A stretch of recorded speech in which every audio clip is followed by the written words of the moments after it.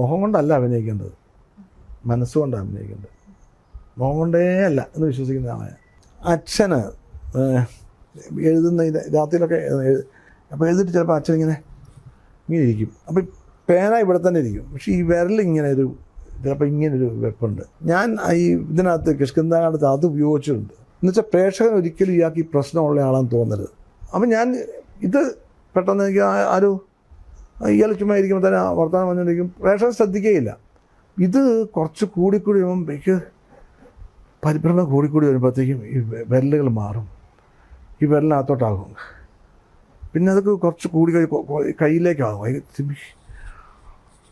ശ്വാസോച്ഛ്വാസം ഈ അയാൾക്ക് പരിഭ്രമമാകും. ആ പരിഭ്രമം കയ്യിലേക്കും ഒക്കെ ഇത് ചെയ്യുക, അത് കാലിലോട്ട് വരും. ആണ് കാലിലൊക്കെ ഇത് വരുന്നത്. പിന്നെ അയാളുടെ കൺട്രോൾ പോവുക.